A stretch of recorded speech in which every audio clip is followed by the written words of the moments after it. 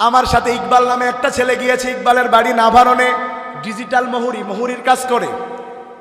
অনেকেই চিনতে পারেন এই অঞ্চলে আসে, রোকন ভাইয়ের সাথে গজল গাইতো।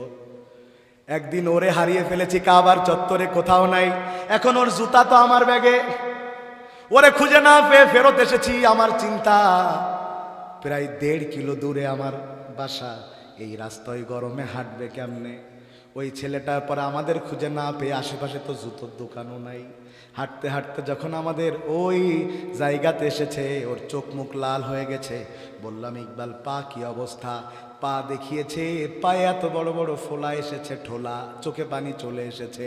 ওই দিন আমি ওই ঘরের মধ্যে বসে, মক্কায় থাকলে মনটা আরো নরম থাকে, আমার মনের মধ্যে এত চিন্তা আসলো, হারে এই ছেলেটার পা ফোলা উঠেছে, সহ্য করা যায় না। আর হাসরের দিন, যেই সূর্যের কথা একটু আগে বললাম, 9,30,00,000 মাইল অথবা 15 কোটি কিলোমিটার দূরে থাকবে, সেটা এখন 1 হাত অথবা 1 মাইল উপরে। জমিনের অবস্থা কি হবে? ওর পায়ে জুতা নাই, ওর গায়ে কোনো জামা নাই, ওর কোনো খাতনা করা নাই। আয়েশা বলছেন, ইয়া রাসূলুল্লাহ, কি বললেন এ কথা? ওই হাসরের দিন খাতনা করা নাই, উলঙ্গ অবস্থায় পায়ে জুতা নাই, এটা মানলাম, বাকি 2টা কেমনে মানি? যদি একজন আর একজনকে দেখে। আল্লাহ রাসূল বলছেন, আয়েশা, সেদিন এমন এমন বিভীষিকাময় দিন হবে আয়েশা, পায়ের প্রচন্ড তাপ মাথার তালুতে যে যখন লাগবে, মানুষ এত বেশি শরীর তাদের ঘামতে শুরু করবে, শরীরের মধ্যে জ্বালা করবে, তার পাশে মানুষ আছে কি নাই সে টের পাবে না। আল্লাহ বলেন, ইয়াউমা ইয়াফিরুল মারউ মিন আখিহি ওয়া উম্মিহি ওয়া আবিহি ওয়া সাহিবাতিহি ওয়া বানিন। ওই দিন কেউ কারোর হবে। আজকে তো স্লোগান তুলেছে, অমুক ভাইয়ের লোক, অমুক আছে যেখানে আমি আছি। আহারে, সেই দিন মা পর্যন্ত সাথে থাকবে না। ভাই কষ্ট হচ্ছে আপনাদের? সেদিন মা পর্যন্ত সাথে থাকবে না। কি একটা পরিস্থিতি তৈরি হয়ে যাবে। আয়েশা বলছেন, এই অবস্থা যখন তৈরি হয়ে যাবে, মানুষেরা এবার দৌড়াদৌড়ি শুরু করবে, একটু শান্তি, একটু শান্তি, একটু শান্তি। তখন আমার রব 7 শ্রেণীর মানুষের জন্যে ওই বিভীষিকাময় তাপের মধ্যে আরশের ছায়া দান করবে।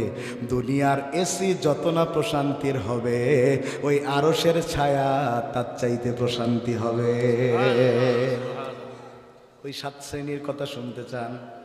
শুনবেন কারা কারা সেই দিন আশ্রয় পাবে, যদি আল্লাহ তৌফিক দান করেন। আর একটু সামনের দিকে যায়, মানুষ এবার অবাক হয়ে যাবে, কি করবে? বিচারও শুরু হয় না, কারণ হাসরের দিন হবে কত বছরের সমান?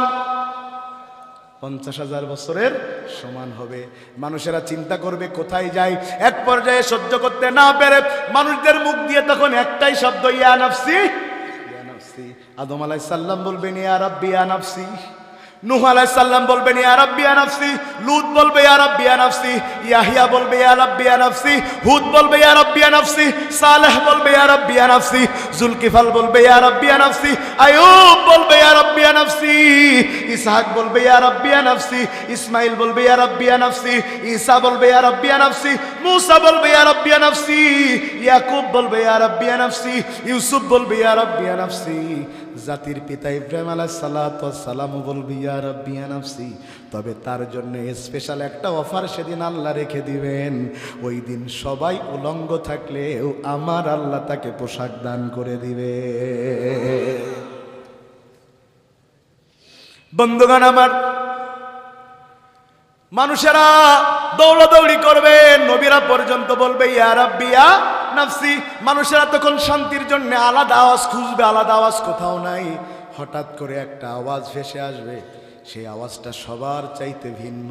ওই আওয়াজ হচ্ছে, ইয়া হাবলি ইয়া উম্মতি। মানুষেরা দৌড়াতে থাকবে আওয়াজের দিকে। কোথা থেকে আওয়াজ আসে, কোথা থেকে আওয়াজ আসে?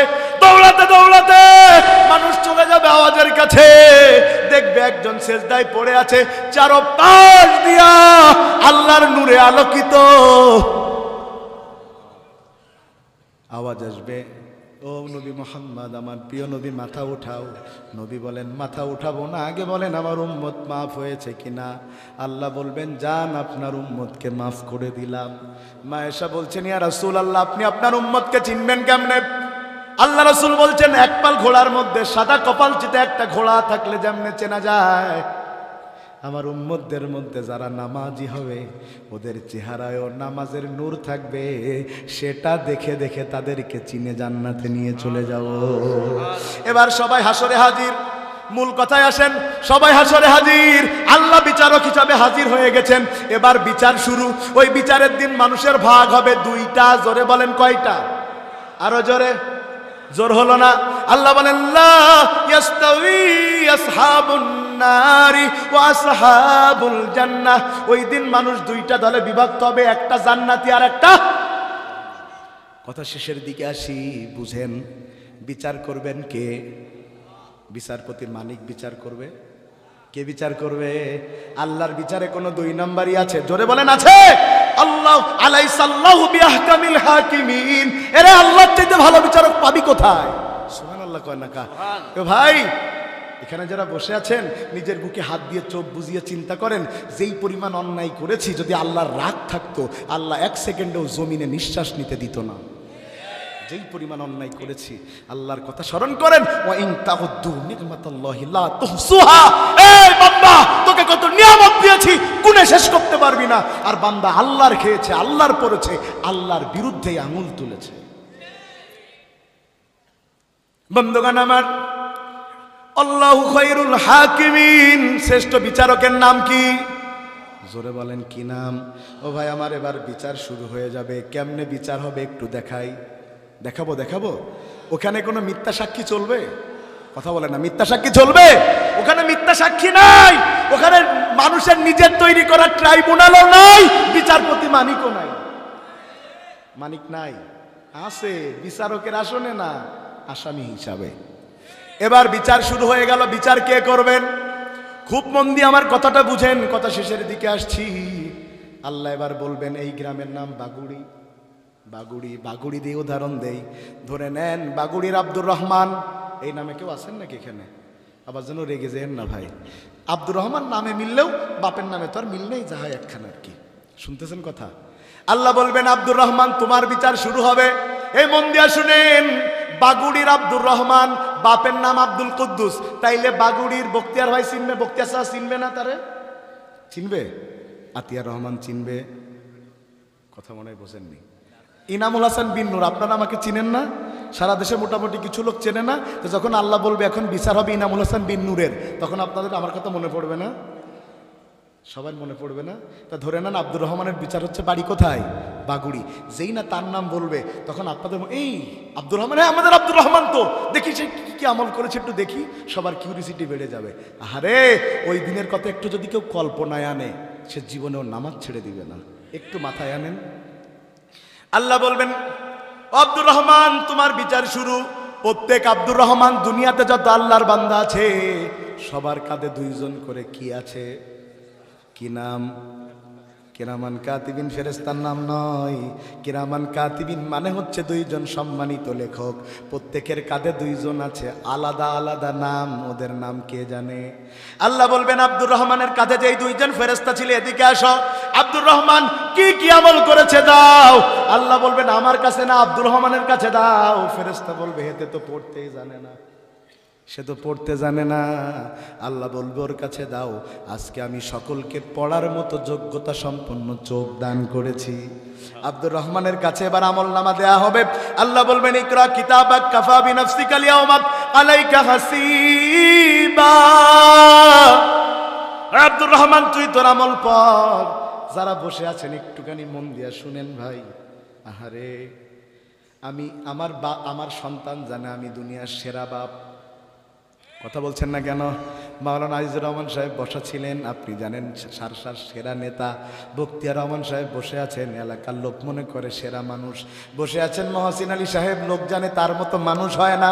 বসে আছেন আজাদি ভাই, লোক জানে তার মতো লোক ভালো হয় না। আমি ইনামুল হাসান বিন নূর, লোক জানে আমি কত ভালো বক্তা। এবার আমি আমার আমল নামা যখন বলবো, আরে আমার ছেলে জানে আমার চাইতে চরিত্রবান আর কেউ নাই। আমি যখন আমার মুখ দিয়ে পড়বো, স্ত্রী বাদে আরো 10টা মেয়ের সাথে আমার গোপনে সম্পর্ক হয়েছে, এটা কেউ জানে না। তখন আমার সন্তান আমার দিকে তাকায় থাকবে। আমার সন্তান আমার দিকে তাকায় বলবে বাবা আমি মনে করতাম তোমার চাইতে আদর্শ বাবার কেউ নাই। আজকে হাসরের দিন তুমি তোমার নিজ মুখ দিয়ে তোমার অন্যায় স্বীকার করেছো বাবা। আমার তো লজ্জা করছে তোমাকে বাবা বলে পরিচয় দিতে। দুনিয়াতে যদি জানতাম তুমি আমার বাবা এত খারাপ, তখনই তোমাকে ছেড়ে দূরে চলে যেতাম। আমি মাঝে মধ্যে ভয় পাই নিজেরে নিয়ে। আমি দেশের অত বড় বক্তা নই, কেউ চিনে কেউ চিনে না। ধরে নেন এই দেশের 1 কোটি মানুষ আমারে চিনে। যখন আমার আমলনামা আমি পড়ব, যারা পাগলের মতো আমার ওয়াজ শুনতে আসতেন, আমি আমার অন্যায়গুলো বলবো, তখন আপনারা আমার মুখে থুতু মারবেন আর বলবেন কারে হুজুর মানতাম। এখন তো লোক আমারে চেনে বলে আনন্দ হয়। এয়ারপোর্টে দাঁড়িয়েছি, বিশাল জ্যাম। একজন চিনতে পেরে এগিয়ে নিয়ে গেছে। মনে মনে ভাবলাম আমার তো বিশাল ব্যাপার। কোথাও গিয়েছি, গাড়িতে সিট ভরে গেছে, আমারে ফিরতে হবে। যে কোনোভাবে ওই হেল্পারের বসার জায়গায় আমারে দিয়ে নিয়ে এসেছে। আমি মনে করেছি সম্মান। সাতক্ষীরায় মাহফিলে যাব শুনেছে কলারোয়ায় দাঁড়িয়ে রয়েছে, একটু চা খাওয়াবে। 2 ঘন্টা লেট করেছি, 2 ঘন্টা দাঁড়িয়ে রয়েছে। আমি মনে করছি আমার কি সম্মান। হাসরের দিন যখন আমার অন্যায়গুলো আমি মুখ দিয়ে বলবো, তখন মানুষ অবাক হয়ে যাবে আমার কি কি পাপ। কথা কি বোঝাতে পারছি বাবারা? খুব মন দিয়া বুঝেন। এর উল্টোটাও হবে, বলবো। একজন 5 ওয়াক্ত নামাজ, হজ, যাকাত কোনো কিছু বাদ দেয় নাই, আমলে ভরা। সে হাসতে শুরু করবে, আল্লাহ এত ভালো আমল করেছে, আমার জান্নাত ঠেকাই কে? আল্লাহ বলছেন 1 পৃষ্ঠাই হবে না, পৃষ্ঠা উল্টা। কি উল্টা? পৃষ্ঠা উল্টিয়েছে। কি বলো বাবা? পৃষ্ঠা উল্টিয়েছে। কি উল্টিয়েছে বলেন? কিসের পৃষ্ঠা? আমলের। এই পৃষ্ঠাই তো সব আমলে ভরা। উল্টো পৃষ্ঠা দেখতেছে, আহারে 10টা ধর্ষণ মেলে না, 5 ওয়াক্ত নামাজ 10টা ধর্ষণ। আরে রডের বদলে বাঁশ দিয়েছে, করোনার তেল চুরি করেছে। কথা বলে না কা? আহারে ভোটে মানুষ দাঁড় করাতে না পায়রা কুত্তা দাঁড়ার করাইছে। কথা কন? ঠিক ঠিক ঠিক ঠিক ঠিক। আরে সব অন্যায়গুলো পড়বে। তেল চুরি, গম চুরি, ডাল চুরি। ওরে বিধবা ভাতার কাঠ চুরি। বেঁচে রয়েছে নেতা বোন নামে সেই কাঠ দিয়ে। বউ বিধবা ভাতার চাল তুলতেছে, ও বেঁচে রয়েছে। কত বড় অমানুষ। সব এসে গেছে। ওই লোকটা বলবে আল্লাহ মেলে না, মেলে না, মেলে না। যার নামাজ রোজা হজ যাকাতের কোনো বাদ নাই, ওই লোকটা এমন অন্যায় করে কেন, কেমনে? আল্লাহ কয় আমিও জানি তুই জীবনে রড চুরি করবি কেমনে, কখনো ক্ষমতায় যাস নাই, তাইলে আল্লাহ এত বড় অপবাদ আমারে কেন দিলেন? আল্লাহ বলেন আমি জানি তুই অন্যায়গুলো করস নাই, কিন্তু তোর ভোট পেয়ে ক্ষমতায় যে অন্যায় করেছে ও নেতা হয়েছে তোর ভোটে, সুতরাং তোর একটা ভাগ নেওয়া লাগবে।